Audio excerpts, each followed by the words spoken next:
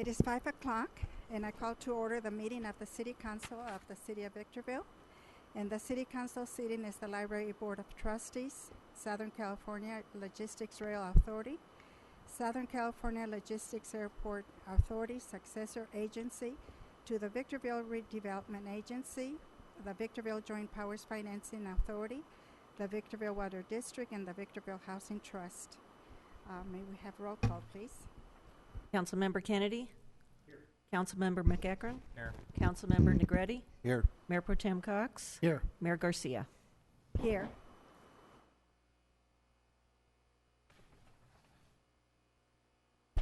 At this time, may we have the declaration of closed session items by our city attorney?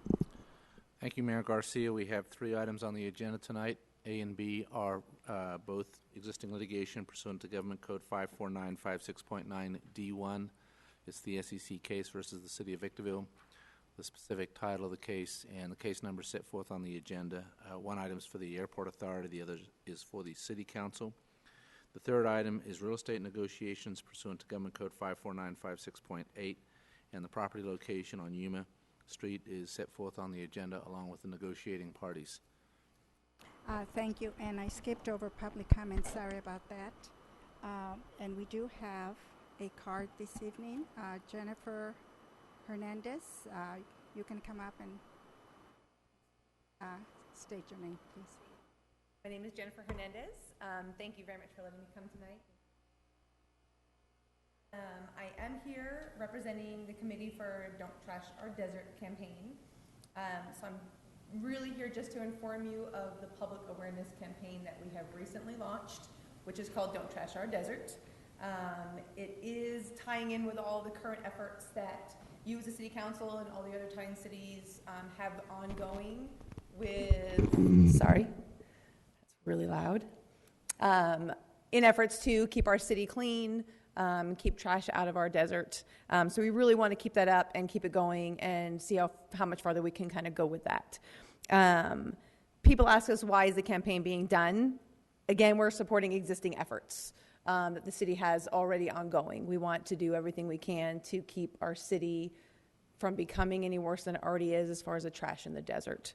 We want to be proactive, and we want to put out and convey a positive message for positive change. With that, we're looking for maximum exposure to reach residents and visitors alike to the high desert. It's a region-wide campaign. It's not just for the city of Victorville. All cities are involved. And thank you, Doug Robertson, for speaking to us this afternoon about some ideas and options that we may have.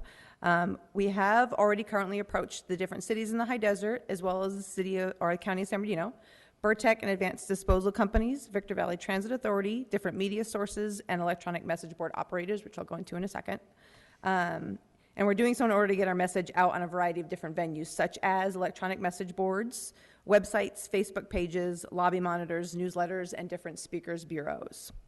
The members of our committee represent a variety of different organizations, and those are the Victor Valley College, Sunset Hills, City of Hesperia, Oak Hills Property Owners Association, Daily Press Desert Dispatch, Oro Grande School District, Apple Valley Kiwanis Club, Stevens Consulting Services, Victor Valley Community College Foundation, Victor Valley Animal Protective League Humane Society, Assemblyman Jay Obernolte's office, Supervisor Robert Levingood's office, San Bernardino County Code Enforcement, Town of Apple Valley Police, Spring Valley Lake Association, Victor Valley Transit Authority, Victor Valley Wastewater Reclamation Authority, and we're continuing to invite more and more people and different organizations to come on board and get involved because it's really, really, really important. In my eyes, in my world, I work here, I play here, I live here, I have kids here, and I want to leave behind a clean place for them to live, and I want it to be somewhere that they're proud to be part of. Way too often we hear people make comments, it's time to get out of the desert, it's look at this place, the homeless, the trash, and it's tiresome and it's disheartening to hear. So next, Thursday morning, this Thursday, June 4th at 11 a.m., we're doing our kickoff rally, and it's going to be at Victor Valley College at 11 a.m. We invite the council to come out. Personally invite Mayor Garcia to come out, any other council members that want to come out. If it's possible, maybe do a proclamation to really kick off the rally would be great. But we invite the community to come out as well. It's open to the public. We really want to get this message out there. we're not asking for anything. We don't need money. We don't need services. We just want people to be aware of this campaign and keeping our desert clean. Aside from that, we're going to be continuing to find different opportunities to speak to other organizations. So we want to do these speakers bureaus. We want to get involved in other nonprofits, talk to all the different Rotary clubs, all the Kiwanis clubs, the Seroptimists, the Optimists, anybody that can get behind what we're doing as a campaign and help us, whether it be starting community cleanups themselves, sharing our information on their websites, putting a link on their website, just our slogan on their websites, putting them up on the message boards. We've already got a couple message boards throughout the different towns that have "Don't Trash Our Desert" and it flashes periodically. Again, it's just a message. We want people to be aware of the trash that's in our desert. We did a community cleanup a couple weeks ago, and we were out there in our shirts, and people are honking and waving, and we're putting it on Facebook and on social media. Again, it's just public awareness. So some of our successes, real quick, I don't want to take too much of your time. We have our website, we have our logo, we have our Facebook page. We've already in the last 2.5 weeks have over 800 likes and shares on our Facebook page. So people are seeing it and people are aware. So it's really, really important, and we realize the importance, and we see that people actually are wanting to take part. It's going to be a long process, but we feel that it's really, really important to clean up our desert. We have city council meetings. So Mike Stevenson went to Adelanto City Council. Terry Sines went and spoke at Apple Valley City Council. And Kerry Thomas is speaking at Hesperia City Council this evening. We just want our cities to be involved, be aware of what we're doing, get involved if you can, come out to our rally, share our slogan. We have a T-shirt for you, Mayor Garcia. So I apologize for my casual appearance this evening, but I have to represent, and these are our shirts and our logo, so we all said we'd have to wear them. So again, it's just public awareness. I really want my family included. I mean, the comments that we get, and it ties in with another committee that I sent on for pride in our community. It's all about pride and keeping our desert clean and making sure that our kids have a safe, clean environment to grow up in. So thank you very much for your time. If you have any questions, we do have, our website is don'ttrashourdesert.com. And if you go to our website and you go under partners, I believe, there's all the different city logos. And if you click on the logo, Victorville City logo will take you to your community page and your different recycling and cleanup and that kind of stuff. So it's already linked to our page. So thank you very much. May I bring the Jennifer, shirt? thank you very much.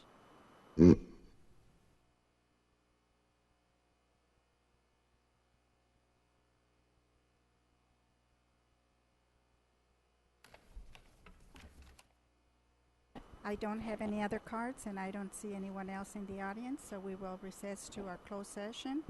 Our regular session convenes at 6 p.m.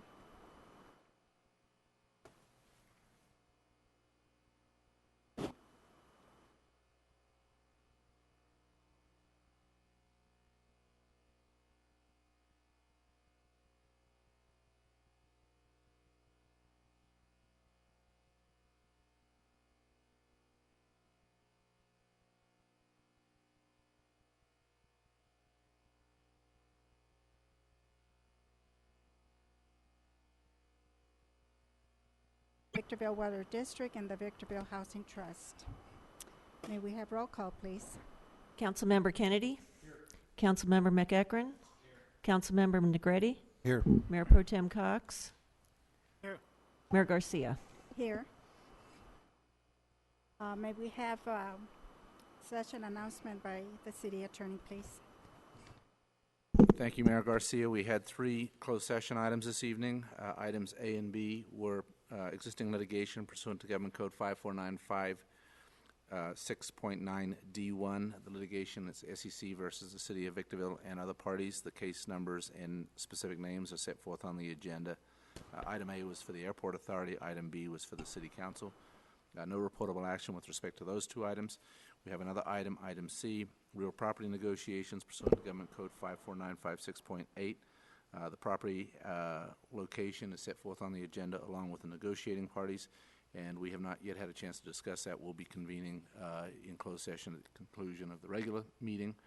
And to the extent there's reportable action, we will report it at the conclusion of the closed session. Thank you. We will have the invocation delivered by Pastor Todd Arnett of the High Desert Church. After that, we will have the Pledge of Allegiance that will be led by Police Chief Sam Lucia. Please stand.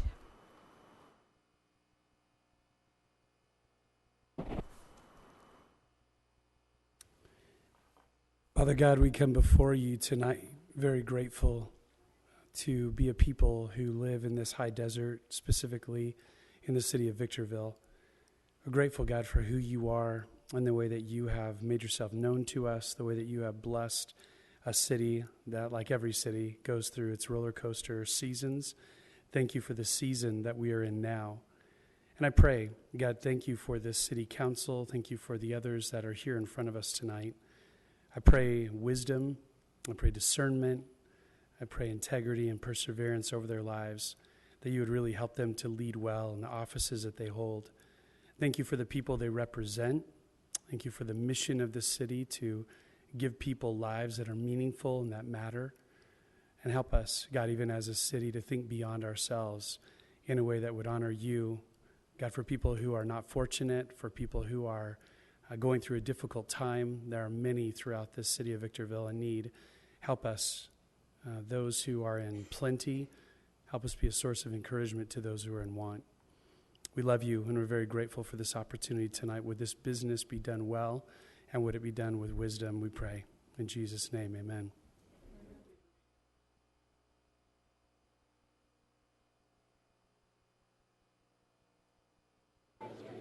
To the flag of the United States of America, and to the republic for which stands, one nation, under God, indivisible, with liberty and justice for all.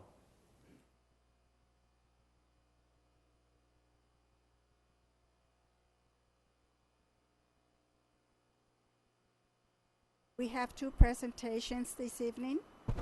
The first one will be Trailing K-9 presentation by Police Chief Sam Lucia. Good evening, Madam Mayor, members of the council. Thank you. This is actually a very exciting event for us. This is Deputy Ryan Gerard. He's with the San Bernardino County Sheriff's Department. He's assigned to our Rancho Cucamonga station.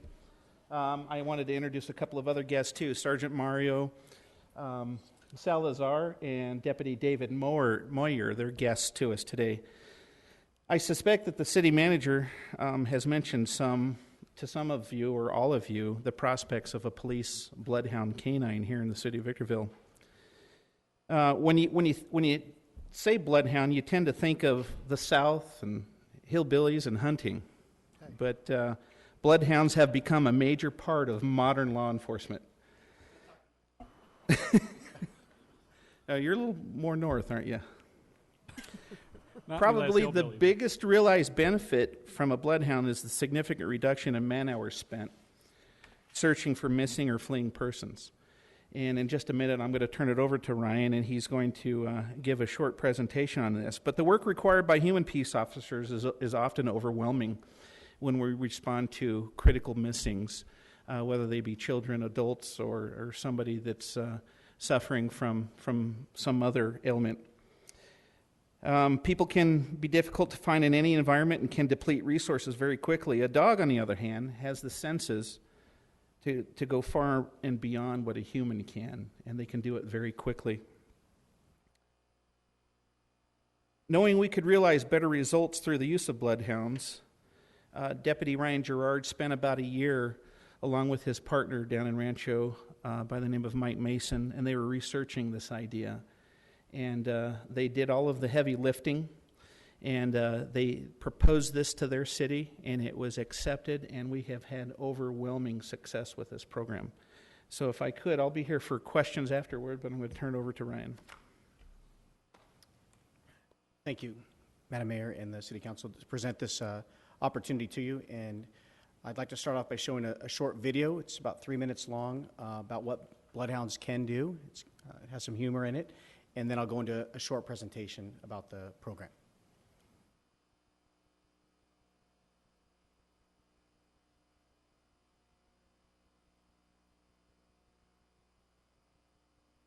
sniffing evidence was admissible in court.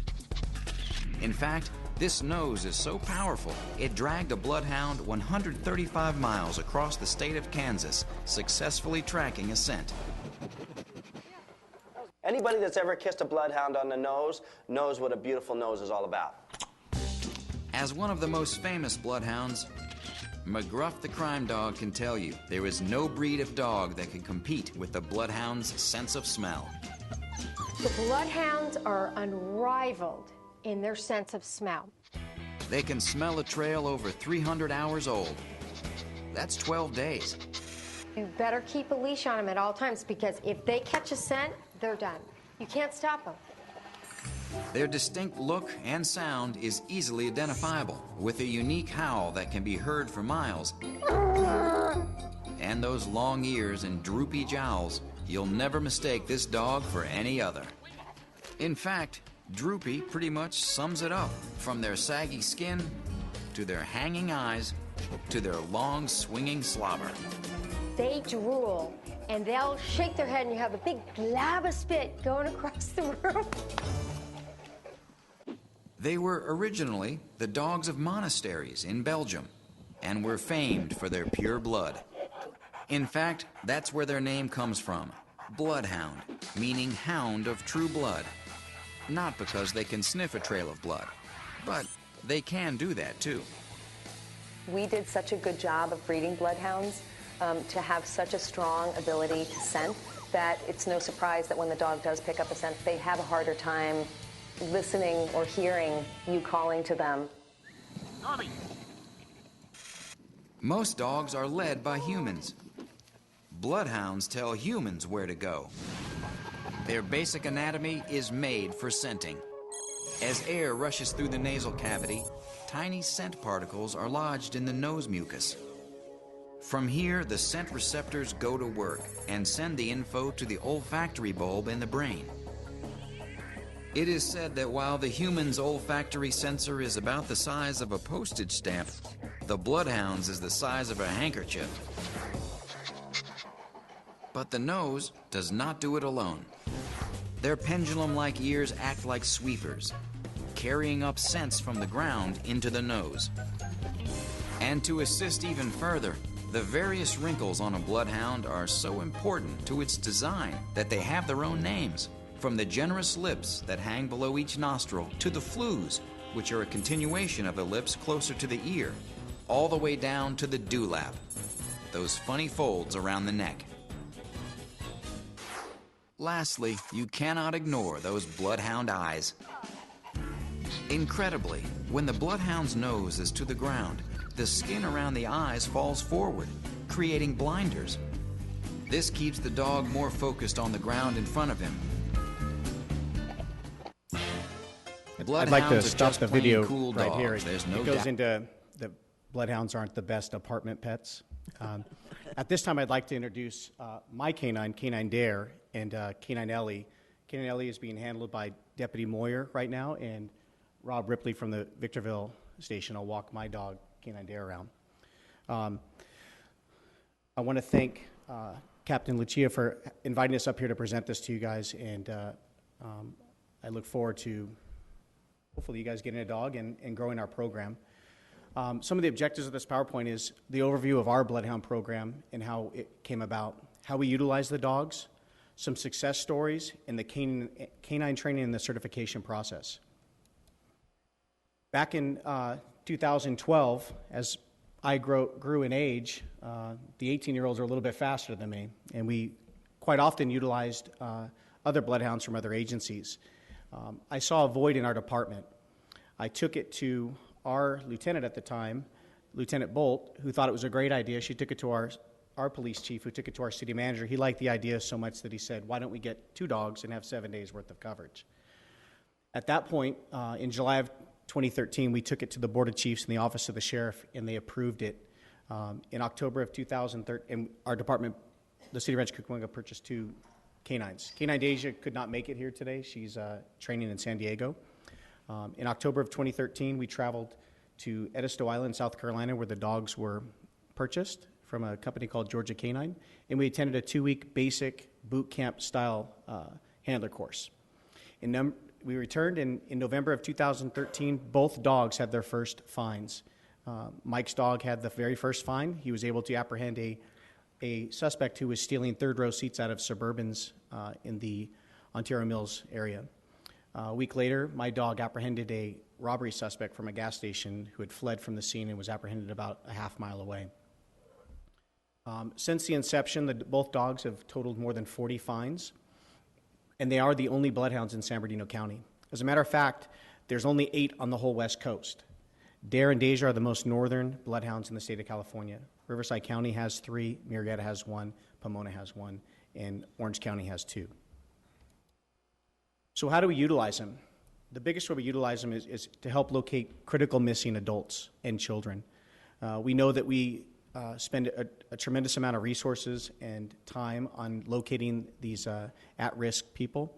We also use them for suspect tracking, fleeing suspects, high risk, robberies, murders, rape suspects, and public relations. These dogs are incredibly great as goodwill ambassadors. It helps bridge that gap between the community and law enforcement. It brings us closer. So what can bloodhounds do? Their tracking ability, like the video said, these dogs can track up trails up to 300 hours old. These dogs will be certified. My dog's certified on trails that are up to 24 hours old at 1.5 miles long. They're scent specific. Scent specific means that if I give her that scent article is what we use for her, and it belongs to you, Mayor, she's only going to pick you and not everybody else. She's going to ignore all those other people so that we get the right person 100% of the time. They're single-purpose dogs. They're not a drug dog. They're not an apprehension dog. They're not bite dogs. These are, great-looking, floppy-eared dogs that the community loves. The people of Rancho Cucamonga and the Valley love these dogs. And the capability of it is endless. There's nothing that we won't try with these dogs and deploy them on. We just, prior to coming here, my uniform is a little bit dirty. There was a critical missing person in the city of Victorville. He had been missing since 8 o'clock this morning, and we tried to locate him, but the scent was just not there anymore. The sun and wind had swept it away. So since the inception, the dogs have been called on over 250 times.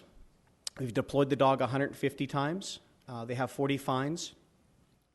Deja and Dare have attended over 50 public relation events. Those include parades, events like this, school events for the schools, car shows, anything that the community wants and the city wants, or the sheriff, we attempt to attend as best we can. So some success stories. We talked about, the captain talked about how these can cut down on man hours lost to perimeters and things like that. So in September 2014, I received a call for a stolen vehicle in the city of Rancho Cucamonga that the owner had received a call from somebody that said, "I think your stolen car is in front of my house." And I saw someone walk away from it. I deployed Dare off the driver's seat of the car. She led us to a residence not far away. Inside was a person hiding in a closet. That person was positively identified by the witness. Inside that person's house was stolen property from 60 different victims from all over the counties in Southern California. So we were able to clear 60 crimes. There was a critical missing in Big Bear in January of this year. The person had been missing for 9 days. The search and rescue had been up there. Dare and I and Deja and Mike had been up there for some cold weather training. They asked us if we could assist with some clothes. Our dogs led from the clothes to the lake shore. 3 dogs did. And unfortunately, they found the person the next day in the lake that they had passed. In March of 2015, just recently, Dare was deployed on a critical missing 17-year-old in the city of Rancho Cucamonga. She had been missing for about 3.5 hours. The helicopter was up. Several deputies couldn't find her. I got on scene, and within minutes, we located the person about 1/8 of a mile away, laying down in some bushes. Just recently, in March of 2015, there was a vehicle pursuit that led from the San Manuel Amphitheater into a neighborhood nearby.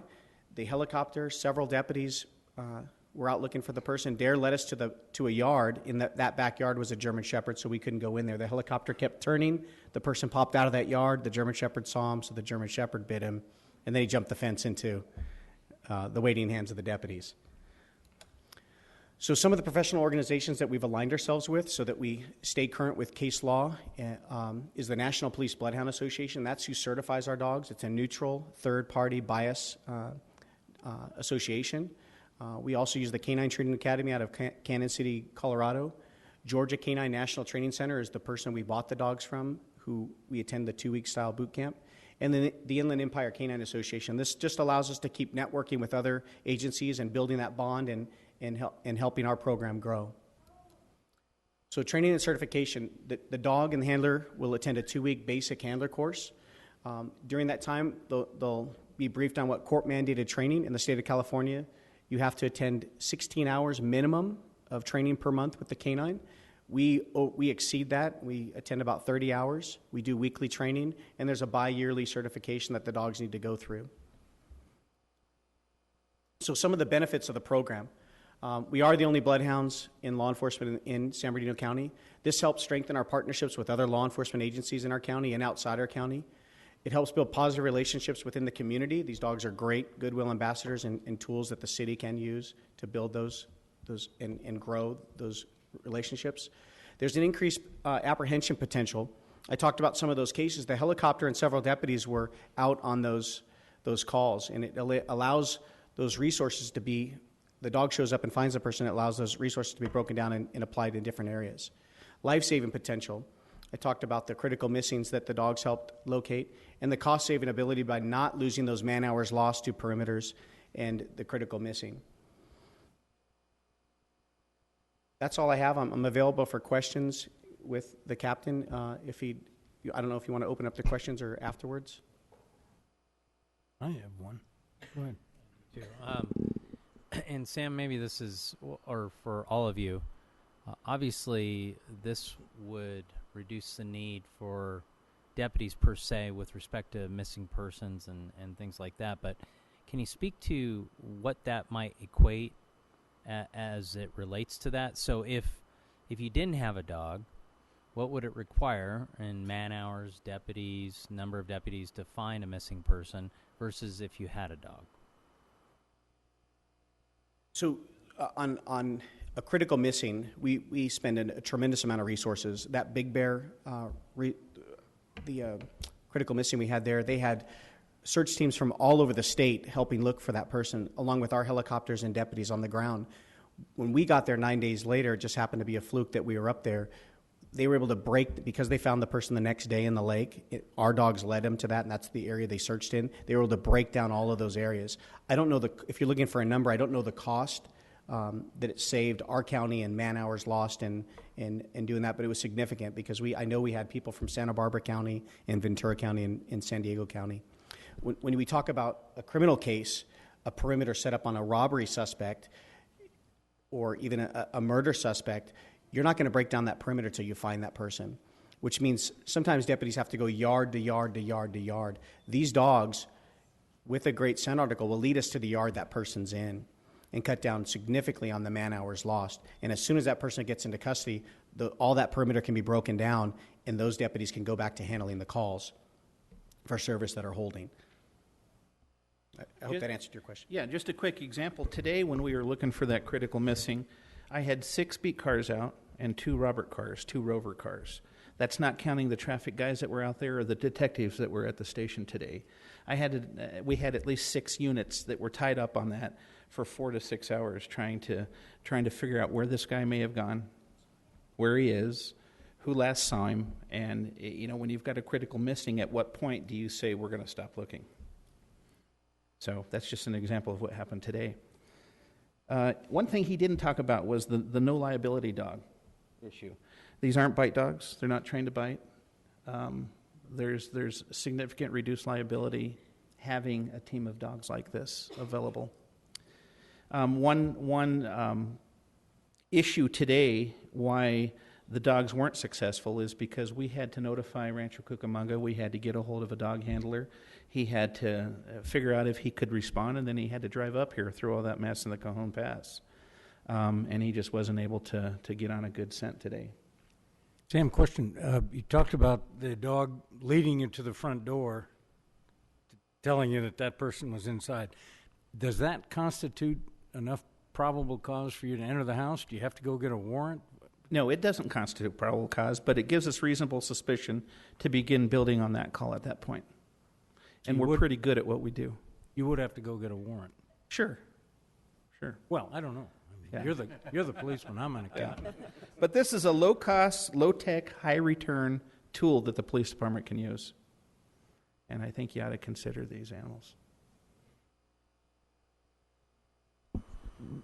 Not a question, just a comment. I want to thank all the dogs and the deputies that came up to present. I did have a pretty lengthy discussion with Sheriff McMahon, and if you remember from the report, Rancho Cucamonga decided to get 2 dogs. One of the reasons for that is dogs only work so many hours. The deputy that handles the dog only works so many hours. So not only do they get full coverage for the week by having 2 dogs, but also if they're on a long trail that lasts hours and hours and hours, eventually the dogs and the deputies do tire, and they need to sort of leapfrog each other. So in talking with Sheriff McMahon, what he's indicated is that if Victorville is interested and we decide through our budget process to go ahead and get a dog, that he would also get a dog as well for the county area in the high desert.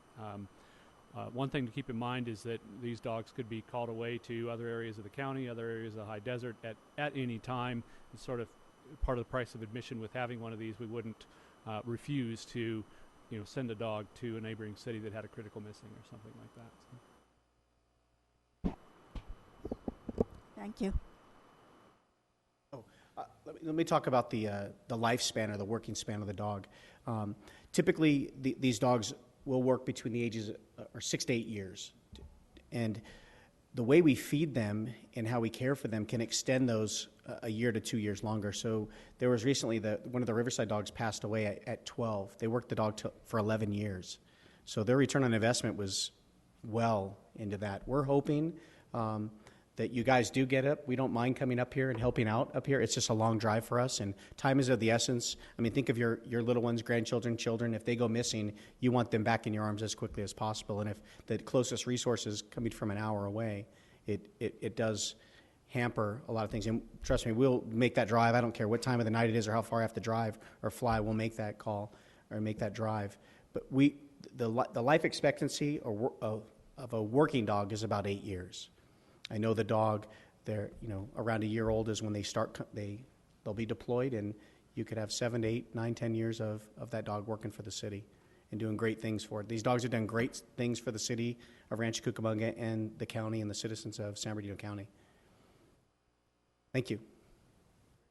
Thank you so much. We really do appreciate it. Thank you. Thank you, Brian.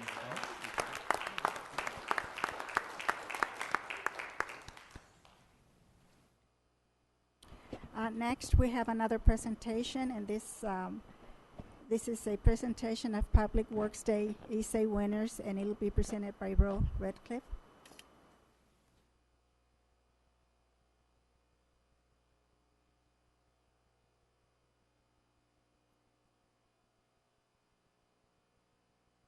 Good evening, everyone. Thank you, Mayor Garcia, for the introduction, and good evening, council members. We're very happy to be here tonight. That was a really cool presentation about the hound dogs. I didn't know some of those things. But I'm here tonight to talk about how awesome Public Works is. And we had an excellent event last Thursday. It's called Public Works Day. And what this is it's a field trip for 300 fourth grade students from several schools in the Victor Valley Elementary School District. And the Public Works Day event enables these students to learn how the Public Works Department contributes to the quality of life in Victorville. Each year, Public Works is celebrated across the nation, and this year's theme is Community Begins Here. There would be no community without the quality of life Public Works provides. There would be no community to police and protect, no public to lead or represent. Public Works allows the world as we know it to be. This year's theme, Community Begins Here, speaks to the essential nature of Public Works services in support of everyday quality of life. So last Thursday, students visited 9 different Public Works stations, providing instructive activity to broaden their civic knowledge and understanding of the Public Works infrastructure. So tonight we're here to award the essay contest winners as students were invited to write about their favorite Public Works career. the essays received showed that we did indeed accomplish our goal. And you can kind of see the event up there and all the wonderful students. Okay, so before we award our 3 winners, I want to thank Mayor Garcia for supporting our event. She came out and she spent time with the kids, ate lunch with them, took pictures with them, signed their passport books, and they loved it. And I just wanted to mention that because I feel that it was an impressionable and memorable moment for the kids. So thank you very much. We also want to thank all the city staff for their professionalism in presenting their careers and 21st century skills while presenting what they know about the various places that they work here in the city. So the Victorville Municipal Utility Services, graffiti, recycling, Vector truck, CCTV van, water quality, street sweeping, fleet, and traffic signals. We also want to thank our partners, Victor Elementary School District, and here with us tonight is Michelle. Come on up, Michelle. We couldn't do this event without partnering with them, and we're so grateful for all their hard work. They get all the students organized, we get the activities organized, and it equals success. So thank you, Michelle. And she wasn't a one-man band. She has her staff as well, so we want to, extend a thank you there. Also, we want to thank the elementary schools who participated: Delray, Discovery, Galileo, Liberty, Mojave Vista, Parkview, and West Palms for attending. We're so grateful, last but not least, for our sponsors. We couldn't have done it without them. So we're so thankful for the businesses in this community that invest in our kids, learning about how important it is to have Public Works take care of our infrastructure. So thank you to American Landscape and Maintenance. Thank you to American Organics, Green Dubort-Nowski, Graves and King, High Desert Cultural Arts Foundation, Mitsubishi Corporation, Sterling Capital Investments, Victor Valley Transit Authority, Victor Valley Wastewater Reclamation Authority, West Coast Arborists, and Victorville Recycling and Water Conservation. So thank you tonight for letting us be here, and we're going to announce our winners now. Thank you to our wonderful students. They are so well behaved, and 3 of these excellent essay contest winners are here with us tonight. We're so grateful to have you. Thank you so much to your parents for bringing you tonight, and grandparents and family members. So congratulations to our 3rd place winner, receiving a $25 Barnes & Noble gift card. This student's essay highlighted the value of electricity and how attending the City of Victorville Municipal Utility Services Station taught that electricity does more than let a person just play video games and watch TV. It helps power our city and businesses and homes. From Parkview Prep School, let's welcome Tanya Fowler.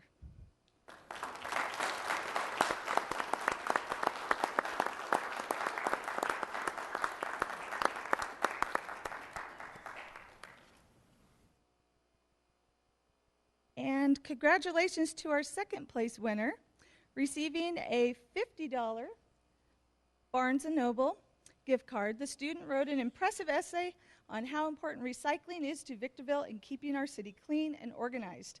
From Galileo Academy 101 School, please welcome Messiah Kreiner.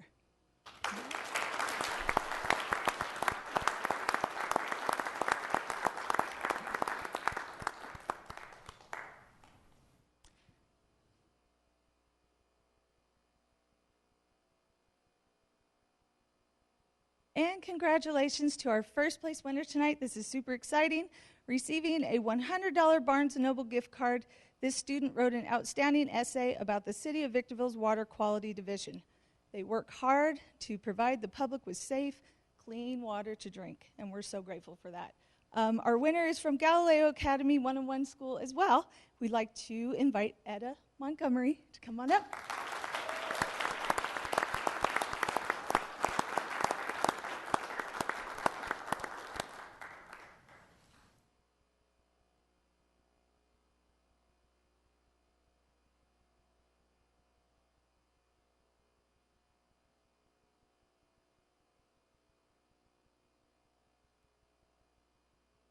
Thank you very much.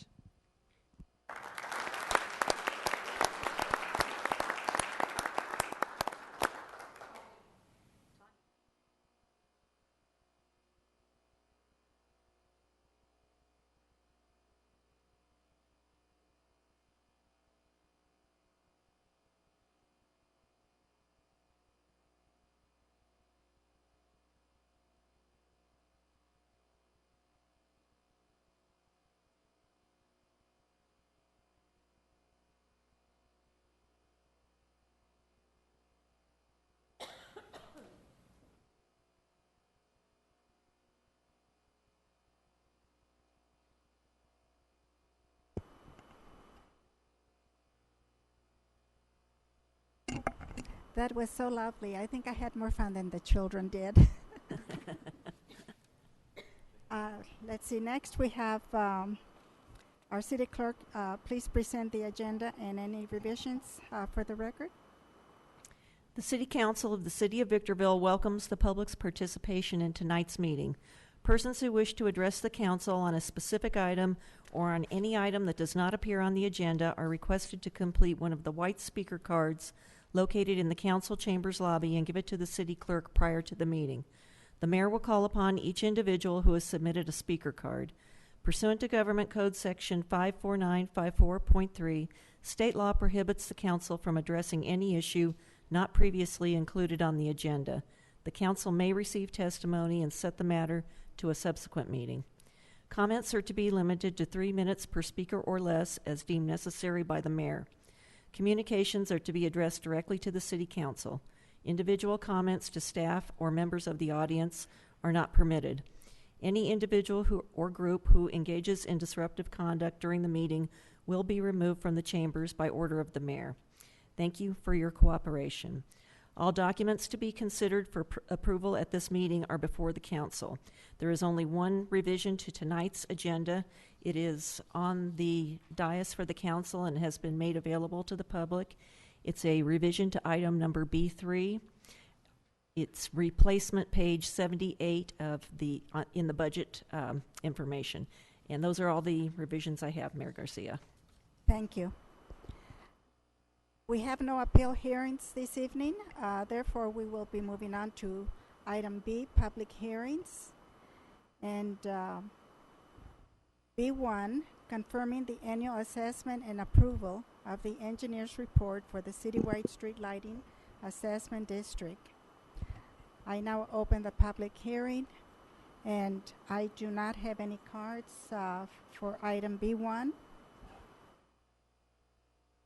So I turn this over to the council for comments. I have a question, Madam Mayor.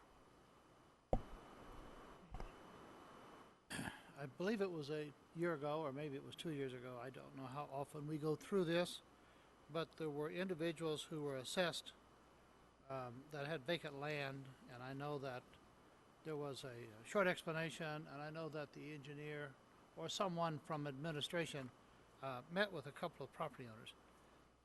This is for the maintenance or the lighting bill, not for the construction. That's correct? That's correct. And what was the final determination if individuals have completely vacant land? I believe there is a lesser amount. I see Mr. Gingler, city engineer, coming down to answer that question, but there is a reduced amount versus something with a dwelling unit. Brian, if you can give us a little more detail on that.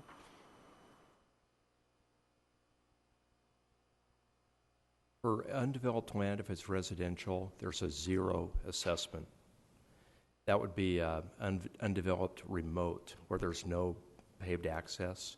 There's a zero assessment. For developed, if it has access, which would basically mean a paved road, it's 50% of the assessed rate, the full assessed rate. The item before you tonight doesn't change any of the amounts. Any kind of a change would have to go through an entire new election cycle. That's all I had. Just wanted to clarify. The zero assessment for vacant land that's owned residential. Thank you. Mayor Garcia, I think you need to formally close the public hearing too, if you're ready.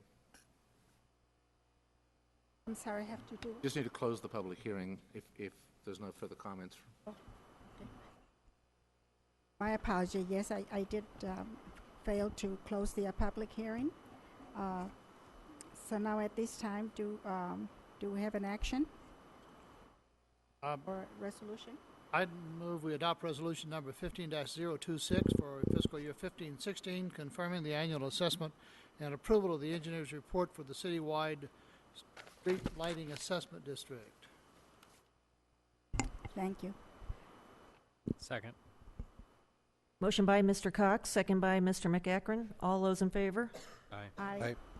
Motion carries unanimously.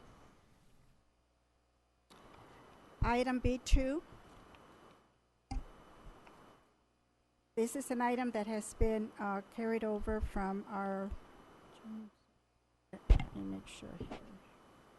It was carried over from public hearing on June 2nd to be continued.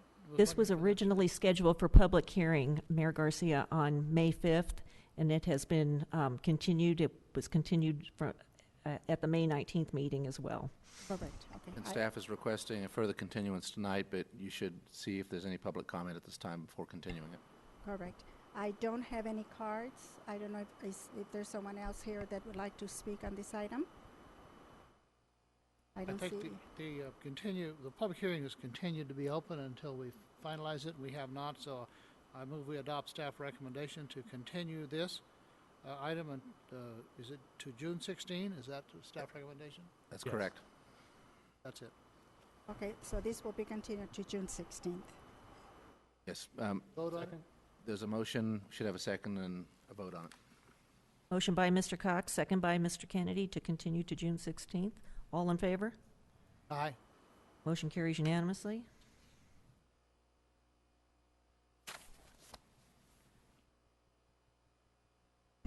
The next item is item B3, establishing the annual budget for fiscal year 2015 to 2016. I now open the public hearing. I believe I do have some cards here. Madam Mayor, staff would like to make a brief presentation to the I'm council, sorry. if that's I okay. didn't see you. Okay. I have handled a lot of these presentations in the past. Mr. Bill Webb, our deputy city manager, is going to be handling this. He took the lead on the budget this year as well as his staff. He has a relatively brief presentation.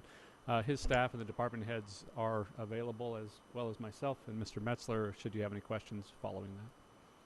Very well. Go ahead. Good evening, Mayor, council members. Before you, as stated, there's actually the following 3 items are related to the budget. This is the proposal for the annual budget for fiscal year 2015-2016 minus the golf budget, which will be acted upon separately. The next item following will be the CalPERS contribution for employees and the resolutions necessary should you choose to change that contribution. And then the following item is, of course, the golf budget, Green Tree Golf Course budget. So beginning with the overview for the general budget, some of the highlights as noted in the staff report. This budget includes the job classification and salary study implementation as approved by the council, cost of living adjustment of 0.5%, and that was based on last year's consumer price index, salary increase of 1.2% based on COLAs not given in past years as directed by council at a prior meeting, and a reduction in city liability by reallocating employee CalPERS contribution from the city to the employees. And that is the total reallocation of 8%. It also increases a salary increase of 5% to match the average per the salary study of the other cities that were studied at the time. A quick overview on citywide expenditures shows that the priority for the city and city council continues to be public safety, along with others such as water and community services to serve the residents and the businesses throughout the city. Citywide revenues, the majority are the charges for services rendered, followed by taxes. On the following slides, you'll see that we are continuing to improve in our sales tax, including sales tax in lieu, and it is rising at a quicker pace the last couple of years. Property tax, not so much. Still increasing, but at a much slower pace, and we're hoping that that also will pick up in time. Franchise tax, also on the rise. And transient occupancy tax increasing thanks to also the expected revenue from the new Holiday Inn around the corner.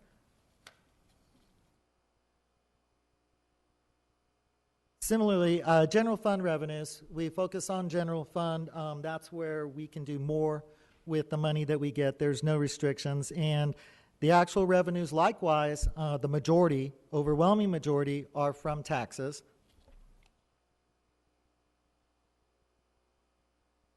And we still continue with public safety being our priority as far as our expenses. It maintains approximately where it was last year at 65%, with community services coming in second.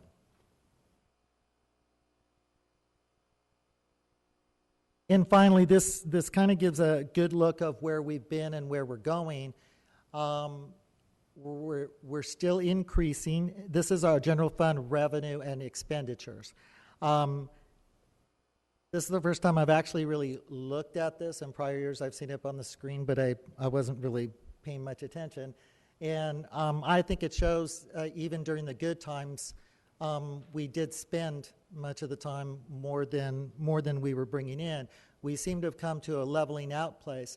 Even though our revenues aren't as high as the highest in the 08-09 cycle, we have been able to curb our expenditures quite well. And in fact, this year our revenues are above our expected expenditures. There's obviously other factors in there, legal costs, et cetera, over the last couple of years that have made it a little bumpy.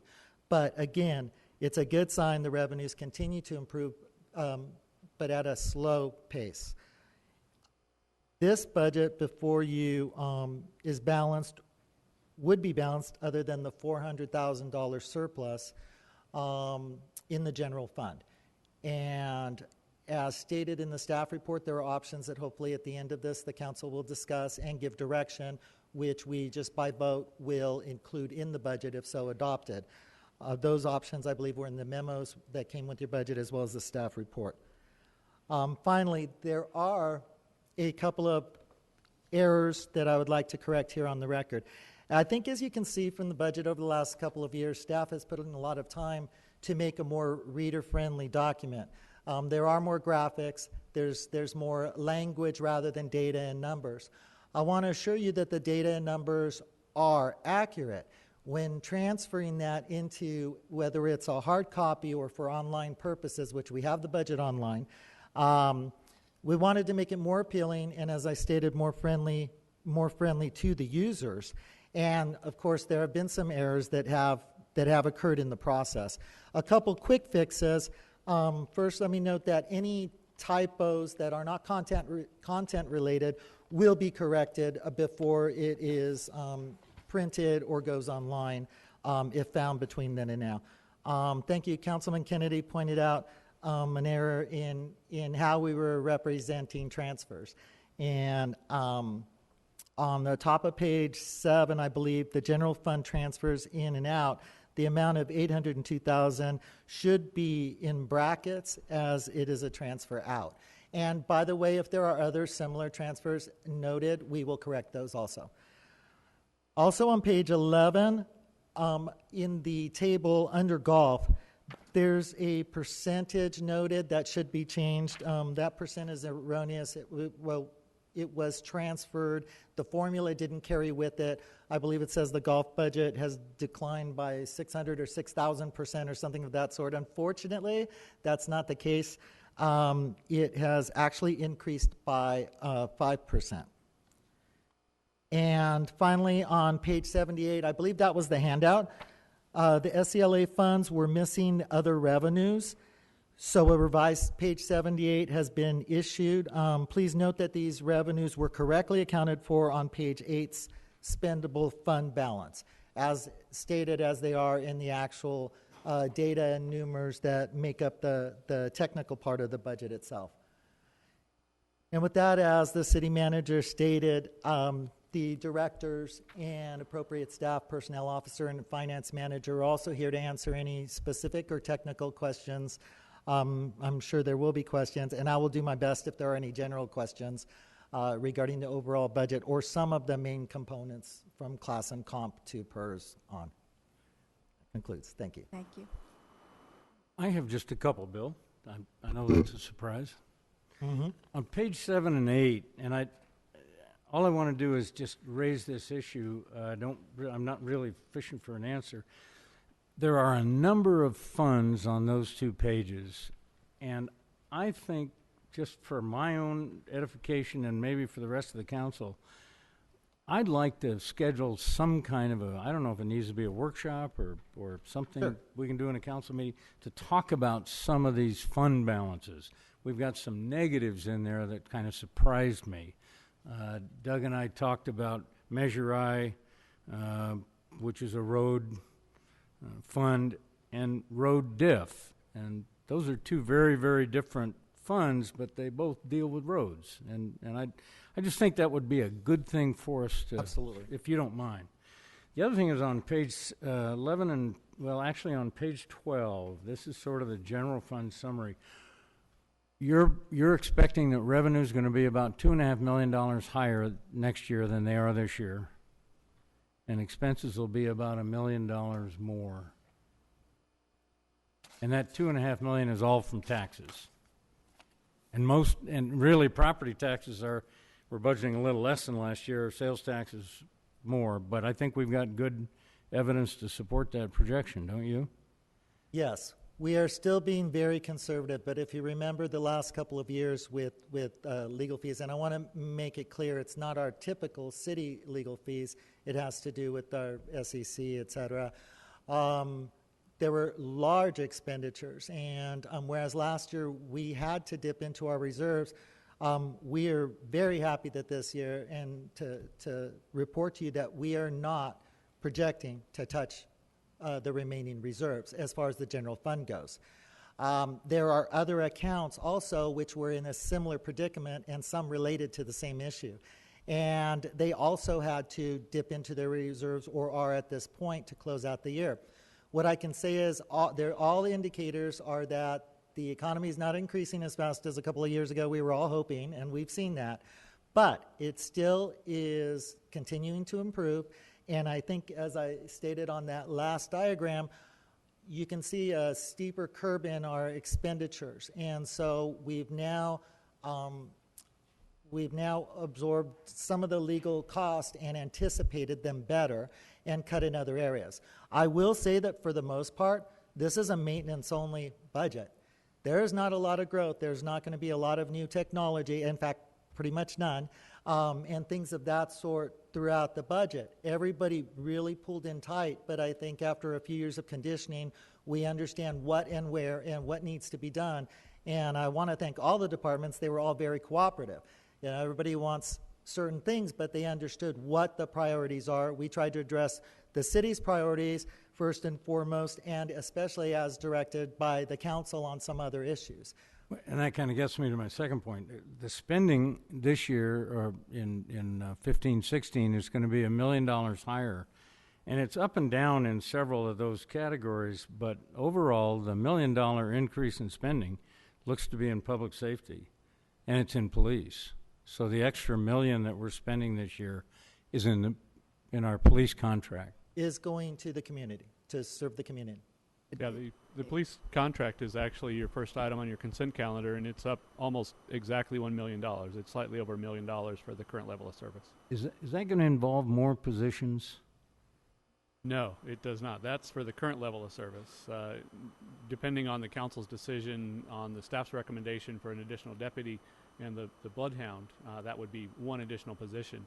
One of the things that wasn't mentioned in the presentation is that at times that the bloodhound isn't needed, that deputy is a deputy on patrol. So it is adding an extra one more deputy position.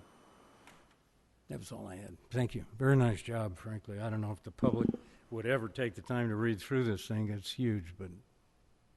I have a question. Well, I don't have a question, I have a comment. I was going to apologize for not being here when the city council had their study session on the budget, since I've been out of state for 2 weeks, but then I found out they didn't have a study session. Have one, and so I think my recommendation is have the hearing, take the information, continue this item, and have a study session prior to the adoption. I do have a lot of questions, but are we in agreement to continue? That's all I had.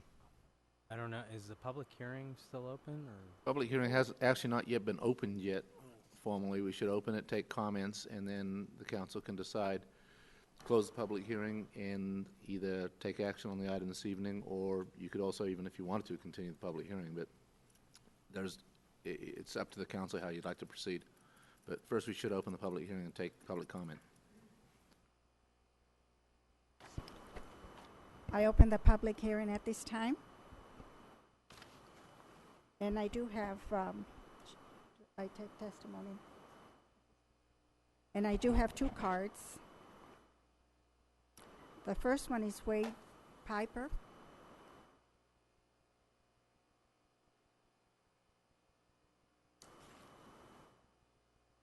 Good evening. I'd like to thank you for the ability to address you tonight. And I'd like to ask you to maybe consider some other options as far as the PERS and the compensation for the employees of the city.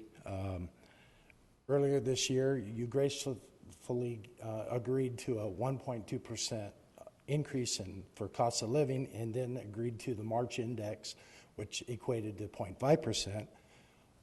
But the budget as presented to me appears that that's pretty much a wash with the PERS. It's not a cost of living, it's a cost of PERS now. So in essence, we're still behind. You know, we've been losing, you know, cost of living, things go up, bread, milk, gasoline. Well, gasoline's gone down, but it goes up and down. But anyway, that 1.7% basically is it's not a cost of living. It's a cost of PERS as the budget's presented. You know, you've stated that, or they've stated that the economy's doing better, but at the same time, we're going backwards. As the budget's presented, it looks to me like I'm going to bring home 1.3% less next year, starting in July. I'm already 10%, you know, for furlough hours behind. You know, I would love to work the extra hours. You know, it'd help my family.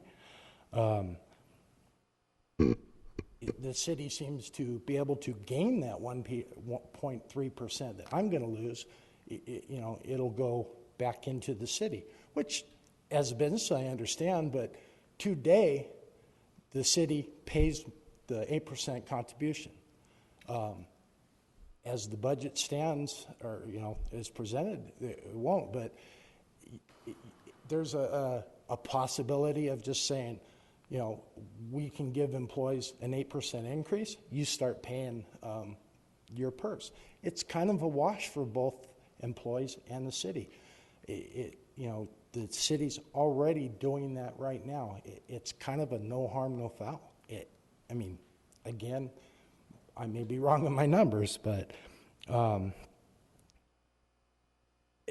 I actually also, too, in the note that we've seen, it said that, you know, public perception is a lot of it.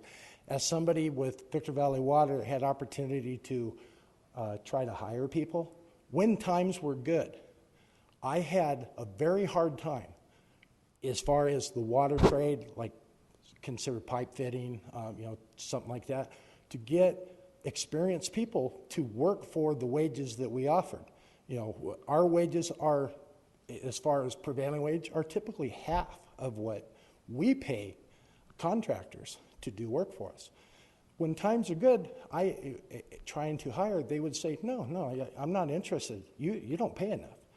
Then when times get bad, those companies go out of business, those people get desperate, they look at us like we're bad people. Because when I started in my career in water, I actually took about a 50% cut in pay in the interest of my family for the things like insurance, the fact that I'm going to work steady year round, and you know, things like that.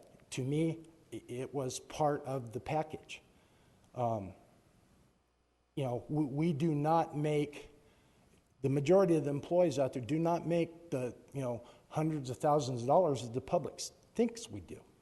And again, I would appreciate if maybe you would at least consider that, you know, the employees that have been out there during the last few years, when times have been bad, that already have furlough days, that have tried to keep up the level of service with a whole lot less people. And I think that for the most part, it's probably been fairly successful. We've done a good job. This is going to hurt basically everybody. I think there are other options. I mean, even if I don't necessarily like this option, but at least it's not taken away to go up to the 7 or the 6.7% and say, okay, that's what it is. We'll figure out the 1.3. It's not taking away. The budget as presented is taking away. There will be employees making less money again in July. I respectfully ask if you consider maybe other options. Thank you for the opportunity. Thank you.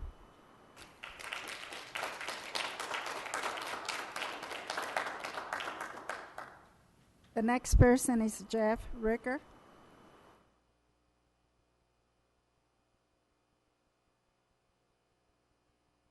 Hi, good evening, council members. Thank you for taking the opportunity to listen to us. This is my first time speaking in front of the council, so I might be a little nervous. I apologize. I'm sorry, did I mispronounce your name? No, it's Ricker, R-I-C-K-E-R. I work for the Victorville Water District. I'm a proud employee. I love what I do. I love getting wet and dirty and muddy. I never grew up, I guess. I don't know. Give you a little background. Born and raised here in the Victor Valley, Apple Valley, since 1977. My grandfather had a business down on Tracy Street for years. I used to work for a local contractor from 2000 to 2007. It was called Kelly's Underground Construction. We did a lot of underground for SCLA. In fact, I was involved with hangars 1, 2, and 3 out there. Did a lot of the sewer storm water drain, or sewer water storm drain. 2007, I saw the slowdown happening, so I kind of jumped ship. I got accepted here with the city of Victorville. I was happy. I was excited. Like, I'm going to work towards my retirement. It's great. I fastly moved up in 2008. I got promoted to a worker 2 from a 1. In 2009, budget cuts happened. We had to make do with the city, and we did. We didn't like it, but we still did it. We were down to 11 people at one point in our field department, covering 100 square miles of the water district area. We still kept up the same level of service. In 2010, I think the benefit package got raised. We had to start paying part of our benefits. I could no longer afford to keep my wife on the same plan. She had to go to her own plan. 2011, I think the rates went up again for the benefits as far as medical, dental, vision. I believe in 2012, you did give us a 1.2. I thank you for that. It only covered the cost of the actual medical that went up again. So really didn't get anything positive out of it. 2013 came around, I believe. The medical went back up, or actually 2013, 2014, I'm sorry. They went down a little bit, which helped out. We still didn't receive a COLA or anything like that, as prices and everything is still spiked. Milk, bread, meat, that kind of stuff. Even the boots that I wear have gone up quite considerably, and these only last like 6 months. Basically what I'm saying is I've seen the memo. We got it the day before Memorial Weekend at, I believe, 12:32 p.m. And the way I understood it is we are getting a 5% increase. We're getting a 1.7 COLA, but yet we're going to have to start paying for our PERS, which is 8%. I am one of the ones that didn't, in the class and comp study, didn't get a raise. I'm not looking for one. I'm excited that my fellow workers are getting one. They deserve one. They work hard. We all do. But like I said, I'm the one that didn't. Still, it doesn't bother me, but it did bother me when I was getting another cut with this budget. And with that being said, I just really hope there's something else that we can do. I think there's another alternative that we can do to stop taking it from the employees. Like I said, I lost a house too in 2009. I just got my email. I'm signing escrow tomorrow on a new house, but just to learn that I'm taking another 1.3%. Grant you, it's only $13 for every $1,000, but it's still in negative. And it's going to affect me later on in retirement too, because your retirement's based off of your last paycheck working here. So eventually I will lose out. So I just ask the council to please look at every option we can do and see if there's something else we can do different besides taking it from the employees. Thank you. Thank you.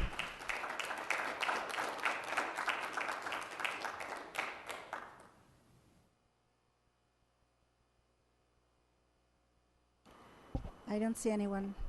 I don't have any more cards. Is there anyone else that would like to come up and speak?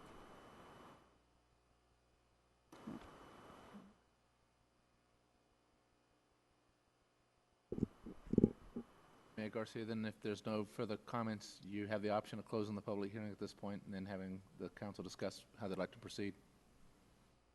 I close the public hearing at this time, and we will decide if this will be continued.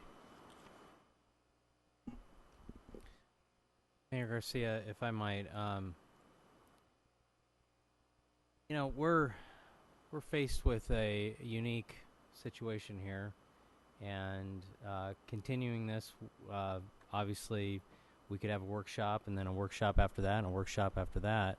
My concern is that we can't even get this council together to have a workshop for something that has been requested by staff in the next month. Considering that we can't even figure out a way to get that done, I highly doubt we're going to be able to get a workshop done prior to July 1st. A budget is a living, breathing document. If I'm not mistaken, Doug, you can speak to this, but it can be changed, it can be amended, it can be adjusted. My concern is that we go into July 1st without any sort of approved document that allows us to move forward, assuming, let's say, we want to discuss specific issues of the document, i.e. the CalPERS contribution, which, from my perspective, we've gone through this at Sandbag. Every government agency has gone through this over the last couple of years, where the government continues to contribute 100% of the employee contribution. That is going away. There's no way that government can sustain that. If you're looking for this council to continue to do that, I think that's not going to go anywhere. And if this council were to adopt that, it's not sustainable over any period of time. When you talk about health insurance costs, I have to take my hat off to the employees who established a committee this last year. Tom Jordan, who's no longer with us, I wish he was here tonight.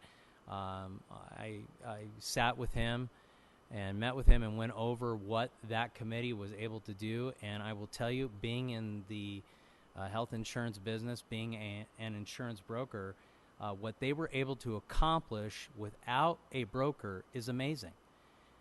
We initially got a 40% increase from Aetna. 40%.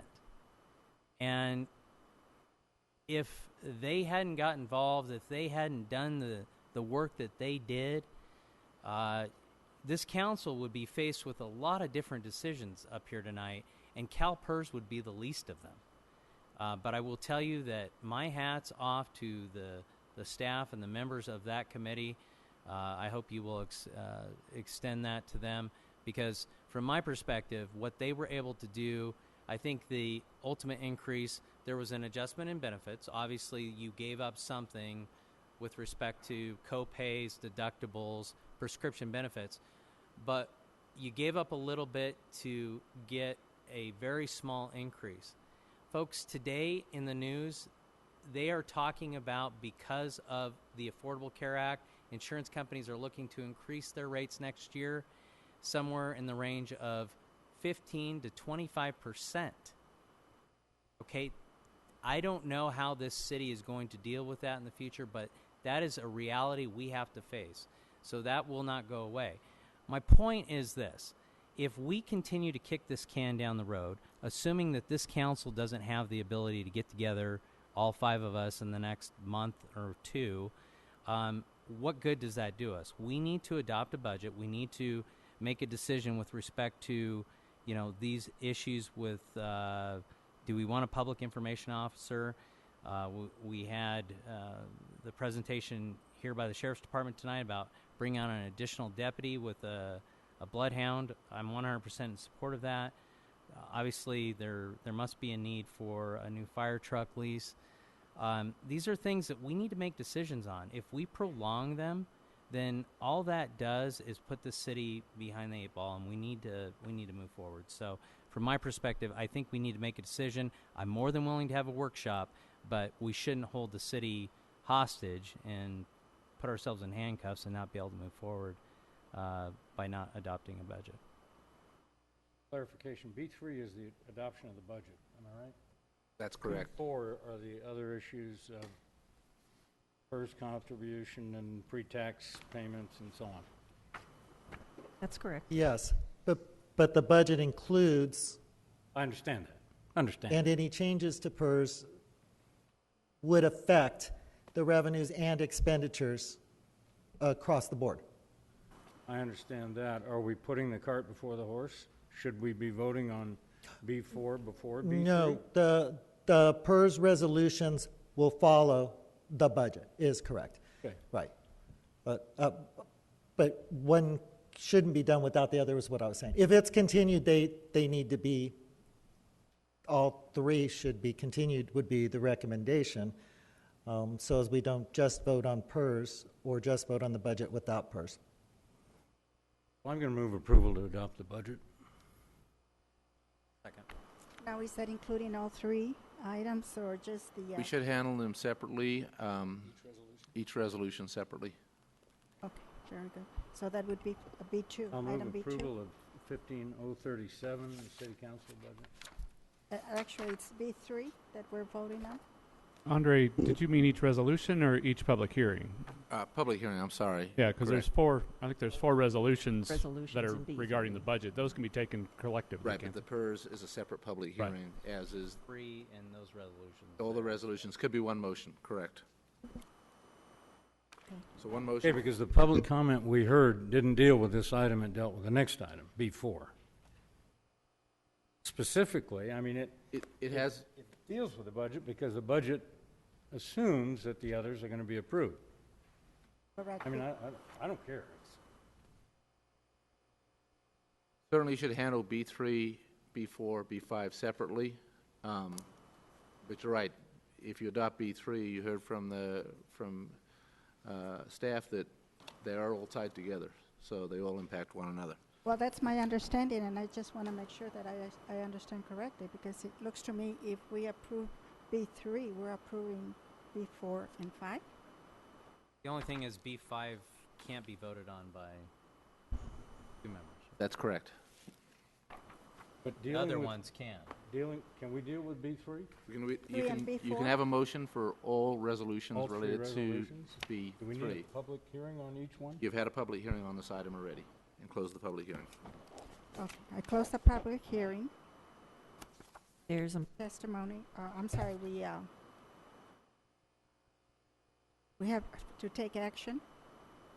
Resolution numbers 15-039, 15-040, and 15-041.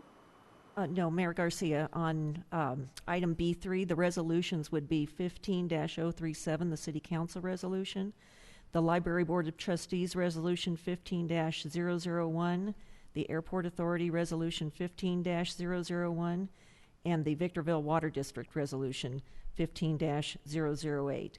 And I believe there's a motion by Mr. Kennedy and a second by Mr. McEachron to Correct, and adopt those. that's item B3. That's my motion. That's correct. All those in favor? Aye. No. Opposed? No. No. Motion carries with No, Mr. Cox no. voting no. Voted no, no, no. I'm sorry. We know. Okay. It failed. Okay. The resolution does not pass on a vote of 2 to 3. Yes votes, Mr. McKennedy and Mr. McEachron. No votes, Mr. Cox, Ms. Garcia, and Mr. Negretti.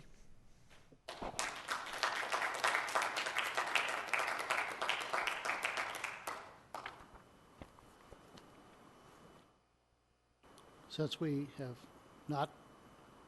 still have the issue here, I'm going to request in the form of a motion that we set a budget session. We have 3 Tuesdays left. We can do that. Prior to July 1, there's plenty of time. And I'm sure that, ask the clerk, what are those dates, calendar dates? 9th, June 23rd, and June 30th. So, question to the council, I don't want to make a motion that includes the date if you know you're not going to be here. And if no one can make those dates, then maybe there's another day a week. But I believe we need a study session to answer the questions not only that we have, but some questions that have been raised by the employees. I think they deserve an answer. So my motion is to set a study session. That study session be, it would be a study session. It wouldn't be for a public hearing, but still everybody could attend and they could speak and ask questions. And so the question to the council before I make a motion, is it better to have the city clerk poll the council to see available dates and then publish those? Or do you know now what dates you might be available? I'm available the 9th and the 30th. I'm available any day. Any day. I then make a motion that we continue this until the 9th. That gives us plenty of time, almost 3 weeks until the 30th. And then we have another regular scheduled meeting, I believe the 16th. That's perfect. So that my motion is to continue study session 9th. A second. Motion by Mr. Cox, second by Mr. Negretti to continue to a study session on June 9th. All those in favor? Aye. Motion carries unanimously. Is there a time you can do? At 6 the o'clock? normal 5 or time 6? that the council meets. 6 o'clock? That was understood in the motion. Oh, thank you. So we continue on with B4. Yes. B4, CalPERS employee contributions. I open the public hearing at this time. Madam Mayor, at the close of the public hearing, staff would recommend this be continued to Oh, I'm sorry, the yes. 9th as well, once you close the public hearing. And Mayor Garcia, I'd also recommend that you incorporate the prior two comments into this public hearing since they're relevant to this item as well. You can just incorporate those comments into this item. Okay. The same comments that we had for B3. Correct. The public comments. So I do close B3. If there's nobody else wants to speak on this item, then I'd recommend closing the public hearing. Is there anyone else that would like to speak on item B3? B4, Madam Mayor, B4. Well, Before. B4. I'm confused. Anyone that want to speak on item B4?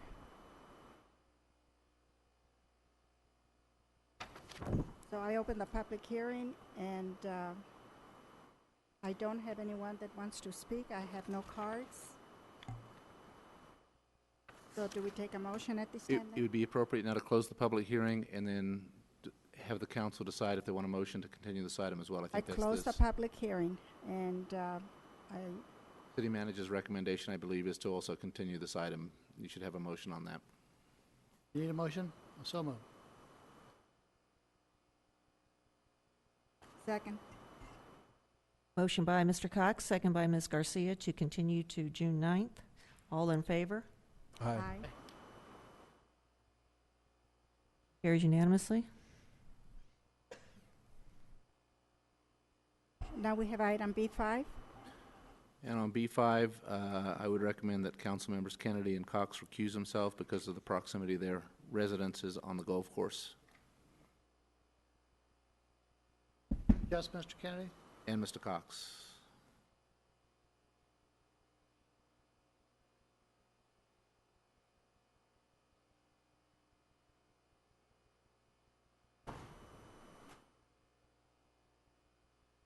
Technical question, since we're not adopting the entire budget, how can we adopt this budget? I would recommend that you open and close the public hearing and continue it to But June 9th is there as a well. way I could? Yes, the item, the mayor can open the public hearing, close the public hearing, and then you could entertain a motion to continue this item as well. I hate to, we've got some issues going on over at the golf course, perhaps Keith can address, and for us to prolong that process might put that in jeopardy, and I just would hate to see this council do that to the golf course again. So, here we are once again. I think the Green Tree Golf Course budget can be adopted tonight. Councilman McEachern, you're the one that said that the budgeting is a living, breathing document. There is some risk depending on what happens on June 9th, but I think it's pretty minimal if you wanted to go ahead and take action on this item. I don't think it would cause any harm. So I open the public hearing. Correct. Just adding comment to staff. Staff is working on some transactional issues involving the golf course, but right now we're on schedule in the best case scenario to have something for this council by the 16th. So we still have a little bit of time if the council were to want to consider continuing this action. Well, I open the public hearing, and does anyone here want to speak on this item, B5? I don't have any cards. So I close the public hearing. Do you have any comments? No, I'll make the motion since staff's okay with it to, we're going to continue this to the workshop that we're going to have supposedly the 9th. It's up to you. I'll continue it. There's a motion to continue to the 9th and a Second. second, I believe. And that's consistent with staff's recommendation. So this will be continued for the same date, which is June 9th. June the 9th. So we need a vote on that. Motion by Mr. McEachern, second by Mr. Negretti. All in favor? Aye. Motion carries with Mr. Cox and Mr. Kennedy absent.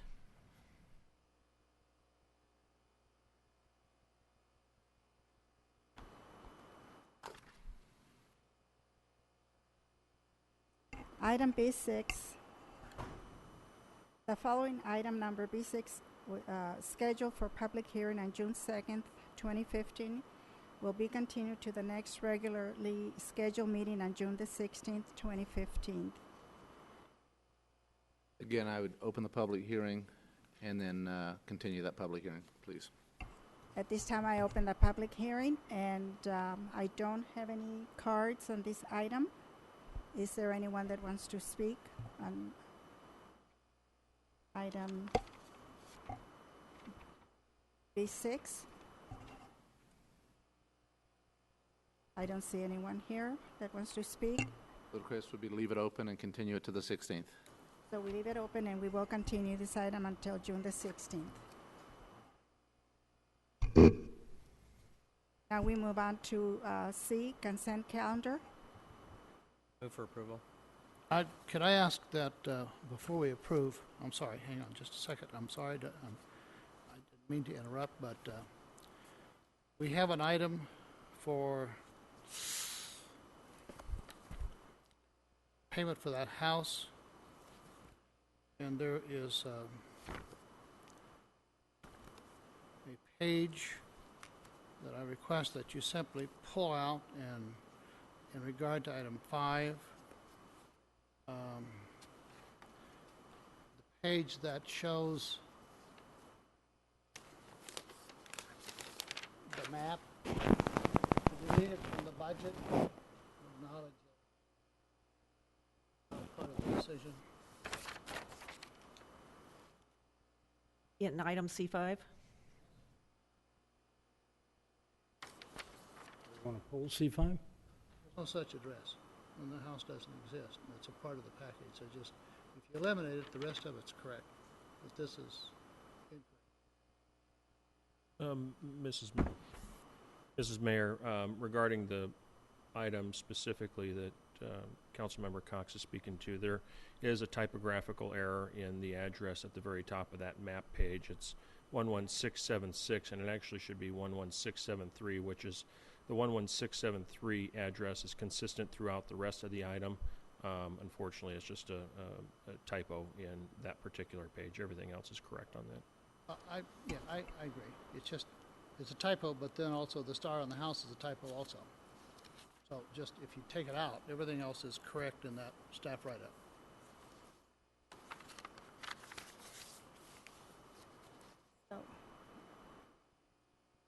That's all.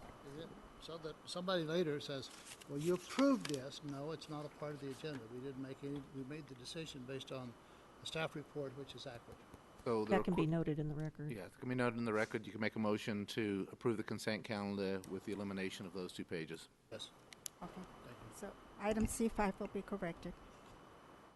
And there was a motion by Mr. McEachern to approve the consent calendar. Did we have a second? Wasn't a second. I'll second. Second by Mr. Cox. All in favor? Aye. Aye. Motion carries unanimously. Now we have item, we move on to D, written communications. Item D1, resolution for city manager to vote on the landscape maintenance assessment. LMAD District Number 3, Brentwood rate increase. And City Clerk, will you read the recommendation? Are there any council members that live in Brentwood? In What? Brentwood? Recuse yourself. Oh, good. Thank you. We have one staff member, Mr. Metzler, needs to recuse himself. I live in the district, so I'll step aside. I move approval of the resolution. I own property on that, so I can't vote. Is that correct? If you have property in there, you should not vote, and you should recuse yourself. I have a conflict. I recuse myself. I'll second. Motion by Mr. Kennedy, second by Mr. McEachern. All those in favor? Aye. Motion carries with Mr. Cox absent. Item D2, denial of request for sewer variance from 16910 Molino Drive. I have a question, Madam Mayor. The cost to connect to the sewer is really inexpensive and cheaper than constructing the septic tank, except for the fees. But I don't think there are fees. Aren't they the VVWRA fees or the permit? 4,457. Is that whose permit fees are those? Actually, I'm here on behalf of the homeowner, the seller. She hired me to sell her home. You fill out a card? So I did. Thank you. I'm sorry. I'm sorry. Okay, so State your name, please. Catherine Bergreen. She actually doesn't have a problem paying it, except it would have to come out of proceeds of the house. And I understand nobody wants to wait for things to close escrow in, you know, the climate of real estate right now up here. But at a price point of $168,000, she doesn't have disposable income of $4,500. So the buyer, I represent her as a seller. The buyer is fine with a new septic tank. We certed it, had the septic tank pumped and certed. We thought we were doing our due diligence, so we find out it doesn't. It was not. It's to code, but it won't cert. They can't give it a certification. So what we would normally do is put in a new tank. We were informed that we can't because the city hookup is evidently close enough. So we did exactly what we were instructed to do. She wrote a letter of hardship, which I'm not sure if you guys get a copy of that or if it only went to engineering, because it looks to me like that they recommended that this be denied. I'm not certain if you have any of the paperwork on that. But her hardship letter makes complete sense. It's $2,200 to $2,500 to put in a new tank in total. That's it. We've gotten 3 bids. Burn Septic is, as well as the other ones, are willing to bill through escrow, so it's not money out of her pocket. The only money she has is coming from the sale of her home. It's a job transfer. She's a federal employee with the prisons. She's moving out of state to better her position. She's the sole supporter of 3 children, and had I known that it needed to be, you know, a bigger hardship, like 20 or 30,000, which I'm finding out just this past week, engineering let me know that had it been more, it might have been more helpful. I would have honestly instructed her to cut bait, get a different buyer. But now we're past due to close escrow. We have a buyer who's willing to take a septic tank instead of hooking up to sewer. If you guys could bill through escrow, it would not be a problem. Otherwise, she doesn't have any money. So it's just, to me, it's a little discriminatory to say the hardship isn't great enough. At $168,000 price point, $4,500 for a city fee is a huge, it might as well be $45,000. So, I mean, I don't know what the criteria is for hardship on that, but to me, she certainly meets it. So I don't know if you've got a copy of a hardship letter. I have one here. We are currently in escrow, so, you know, if someone was worried about getting paid on it if they billed through escrow, it is due to close, you know, 8 days ago. with a buyer that's perfectly happy to wait. I realize the city's hookup is close, so it's not, in the grand scheme of things, a tremendous amount of money, but she doesn't have any disposable income, so. Okay, you Madam have Mayor, 30 members seconds. of the council, to answer the question Mayor Pro Tem asked, yes, approximately $4,400 of that is actually the BVWRA fee for the connection.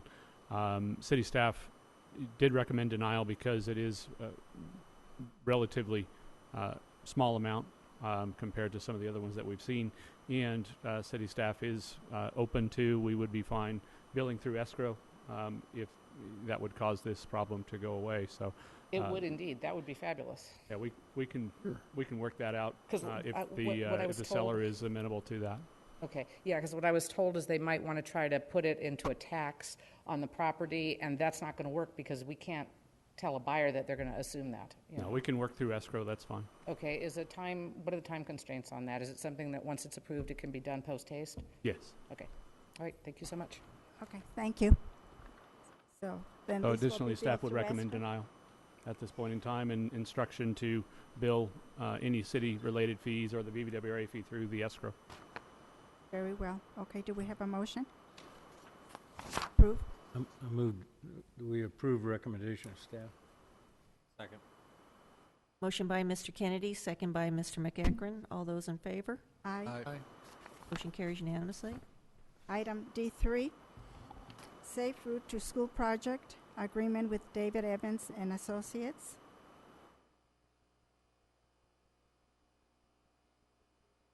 Yes. The recommendation would be to approve the consultant professional services provider agreement with David Evans and Associates and authorize the city attorney to approve non-substantive revisions to the agreement. For approval. Second. Motion by Mr. McEachran, second by Mr. Kennedy. All those in favor? Aye. Aye. Motion carries unanimously. Item D4, amendment number 1 to agreement with Project Partners.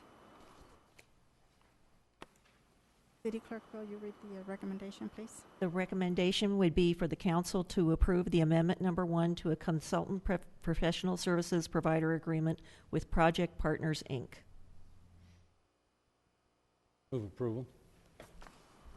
Second. Motion by Mr. Kennedy, second by Ms. Garcia. All those in favor? Aye. Aye. Abstain.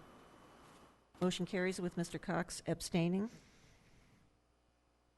D5, General Services Providers Standard Agreement for furnish, deliver, and install lineal security system upgrade project number ES 15-074. City Clerk, please read the recommendation. The recommendation would be for the Airport Authority to approve the General Service Provider Standard Agreement between Climatech LLC and the Southern California Logistics Airport Authority in the amount of $49,090. Move for approval. Second. Motion by Mr. McEachran, second by Mr. Cox. All those in favor? Aye. Aye. Motion carries unanimously. Now we move on to public comments. And I do have some cards. Item E1, public comment on items of interest to the public. And the first one that I have is Doug Walls.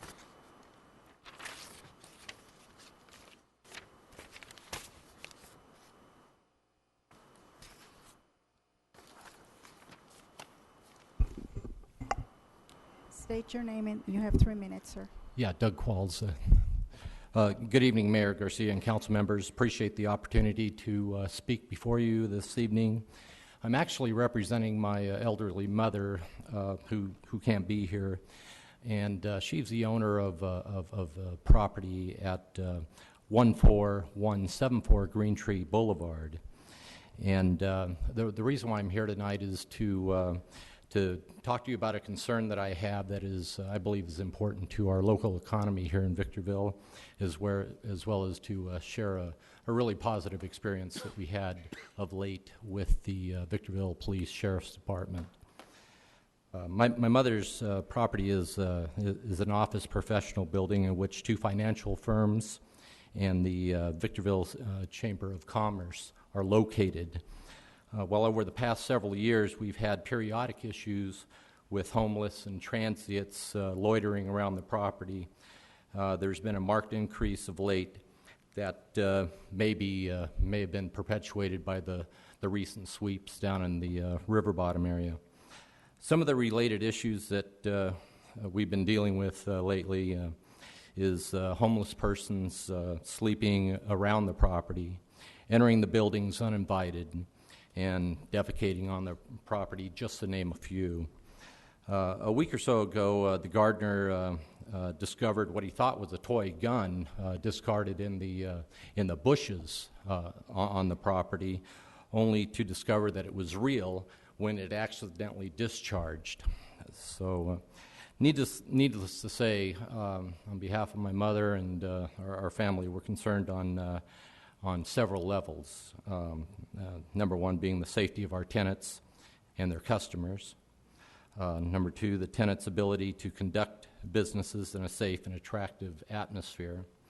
And number three, the sustained viability and marketability of the commercial property itself. After contacting the Victorville's police deputies Hernandez and his partner Deputy Snyder on May 25th with our concerns, they wasted no time in going to our property and conducting a thorough survey You and have inspection. 30 seconds. I'll try to hurry it up here. Of the property's grounds, etc. A day or two later, we were presented with a detailed report and action plan. The document outlines several constructive suggestions that may assist in discouraging the congregation of homeless around the property, and we've already begun to act on some of their suggestions. Aside from wanting to publicly commend those deputies, we'd like to encourage the council to make every effort to provide adequate funding and resources needed to deal with the recent influx of the population into and around our city. By doing so, commerce in our city can continue to rebound and grow, which, of course, is essential to our healthy community. And I thank you very much for your service and your time. Thank you. Next, we have Smitty Smith.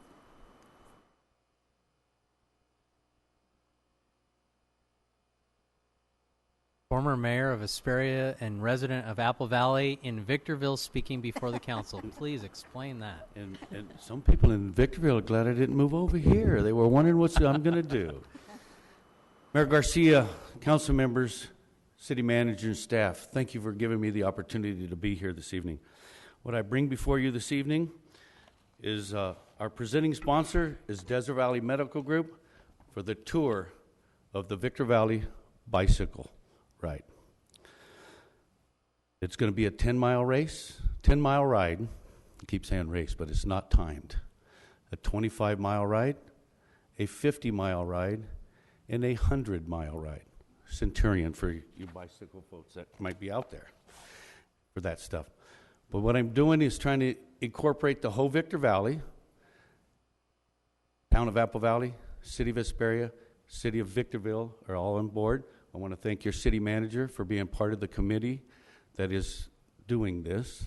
October 24th, I challenge all of you to pedal up and let's go for a little ride.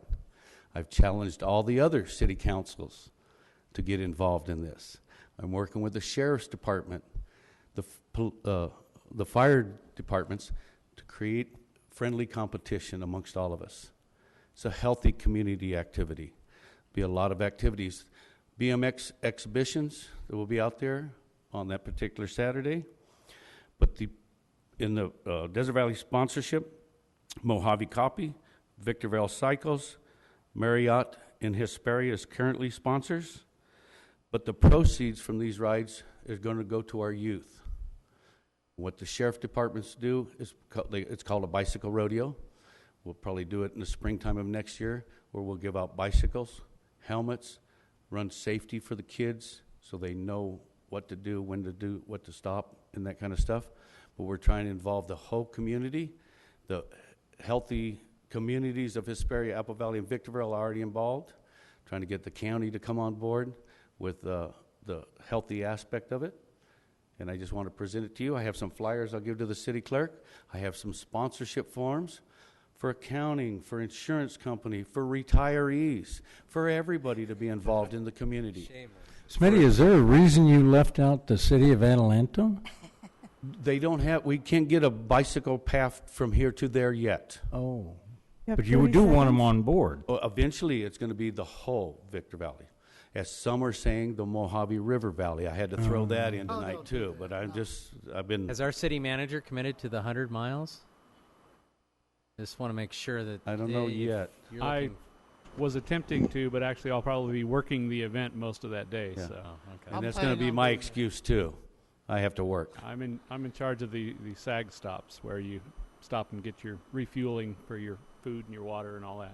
Is your bike for rent? I'll let you use it if you're going to do the 100-miler, Councilmember Kennedy.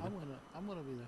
My bicycle has We a threw boat on that it. 10-miler in for the families, and I talked to somebody in the last week, and they go on a Saturday ride or a Sunday ride with their family, and 7 to 15 miles is okay. I'm thinking, geez, 10 miles, I don't walk it. I'll get in the car and go. But we're going to start bicycling. We're getting more and more bicycle paths. This is kind of a spin-off of the tour of Apple Valley, but we want to incorporate the whole Victor Valley. Thank you for your time. I'll leave some sponsorship forms, some flyers maybe you can put in the Park and Rec Department buildings, City Hall. Nice to see all of you. Have a great night. Thank you. Thank you very much. Now we have Maggie Lowe.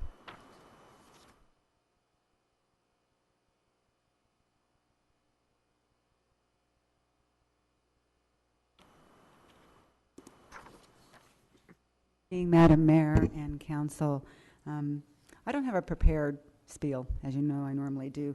I'm a little nervous because there's more people here tonight than normally, so I just made some notes while I was sitting. First of all, first and foremost, I want you to know that I support anything, everything, and more that the Sheriff's Department, aka Victorville PD, asked to get.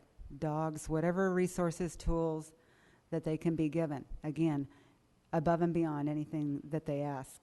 That wasn't one of the things I'd written down. I've heard some different things here tonight. Fortunately, I didn't note them, and they've already escaped my short-term memory. But I'm going to be clear about one thing. I did hear something about, a gentleman say something about continued growth in our city, to keep the city flowing. And I'm so adamantly opposed to any more construction of any type in this high desert, specifically as I'm a resident of Victorville. We can't even maintain what we've got, and you're going to keep hearing me tell you that. And this is not solely my opinion. This is also the opinions of long-standing residents like myself, homeowners like myself, who are displeased with the overall shape of things. And the best analogy that I can give you, and I've got other things to cover, is this. You know how in our personal lives, on a daily basis, I got to do this, this, this, and this. And then as the priorities shift and change, as my mother always told me they will, on a daily basis, those things that were once so important to us get pushed to the bottom of the paper pile, if you will. And that is also true in what I see in the professional world. Government, whatever else it is. So I feel like we're, again, in the interest of moving forward, we've kind of closed the curtain, dropped the net, drape, whatever you will, over the smaller concerns that do affect the quality of life here in Victorville, such as, and first, let me digress. I'm happy. I heard a gentleman speak last council about he doesn't care about the road, streets, curbs. I'm thrilled that the construction's on Bear Valley because I have to drive it every day. So, nay on the construction thing. I'll probably come back with additional citizens on that topic. I found out that we can't do speed bumps. I've known that for a while to address the traffic control issue. But I do know for a fact we have speed dips. You have 30 seconds? Never going to happen. So there are some streets in Sunset Ridge that would really benefit from speed dips, eucalyptus being the primary one. It is an unmarked, and I found out from the PD, 55-mile-an-hour zone. A couple of months ago, they were out there scraping up some man who had to be airlifted to down the hill, lost a foot. I'd also like to see uniform speed signs in Sunset Ridge. It's pointless to put 25 miles an hour on this street and a block away 30 miles an hour, 30, 35, 40. Get some uniformity because they're probably not going to comply anyway, but at least we'd know what's going on right there. Your time is in the up. I gave you neighborhood. additional time. Pardon me? Your time is up and you had additional time. I did. Okay. Thank you. Thank you. Anyone else? I don't have any cards. Anyone else that would like to speak? If not, then we will have our city manager's report. Thank you, Madam Mayor. A couple of upcoming events. This Saturday is a targeted neighborhood cleanup and a free dump day, but don't go to the dump. This free dump day is actually in the southwest corner of the city, just off of Bear Valley Road. It's actually west of 395, so if you're in that area, we'll have facilities there to be able to take your large items or anything that you would normally have to take to the dump, but it's free. There's also going to be a neighborhood cleanup in that area at the same time with volunteers. So if anybody's looking to volunteer for a neighborhood cleanup, that targeted neighborhood cleanup is this Saturday from 9 to 2. Then also this Saturday is a run in the park at Sunset Ridge Park.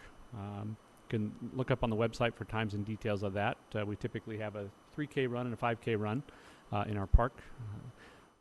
The following Saturday, June 13th, we need as many volunteers as we can get. There was a lot of public press about the closure of the riverbed, and unfortunately, the riverbed is a mess as a result of the years of homeless activity there. So we are doing a targeted cleanup of the riverbed Saturday, June 13th from 7:30 a.m. to 3 p.m. We'll take hundreds of volunteers if we can get them. So another great opportunity to help clean up the desert. Also on Saturday, June 13th, is a dog license and vaccination clinic at the Public Works Yard from 8 to noon. And then a book fair coming up later this month at the library from June 16th to 21st. Thank you. Council members? I just have a question.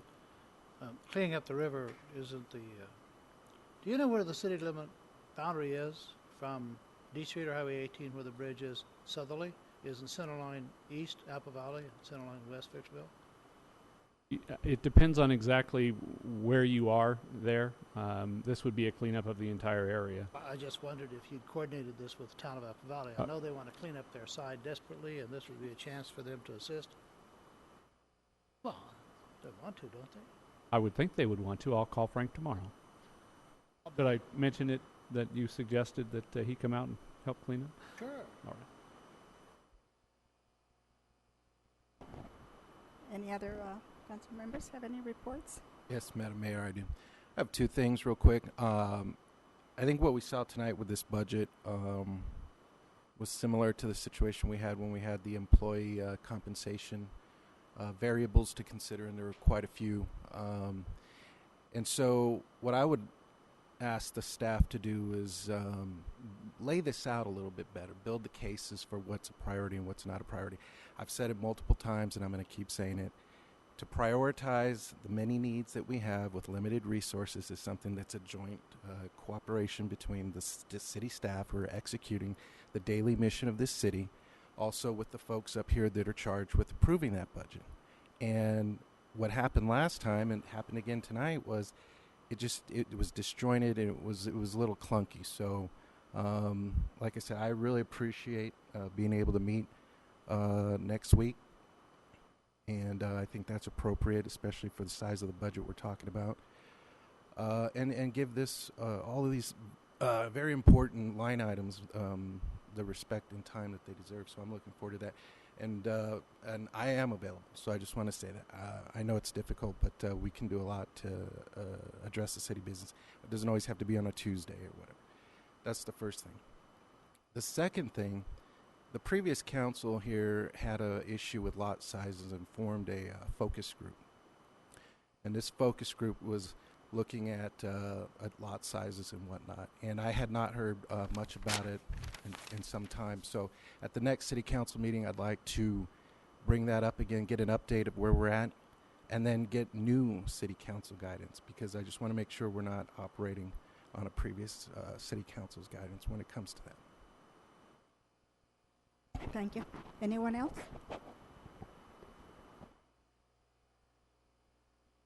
Our meeting is adjourned. We need to, Madam Mayor, we do need to go back to closed session for one item.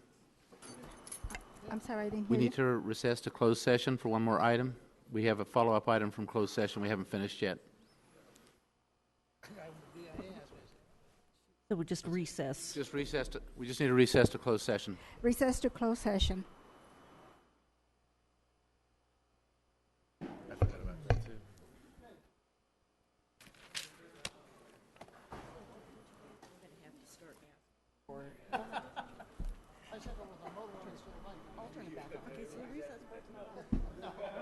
I'll do that.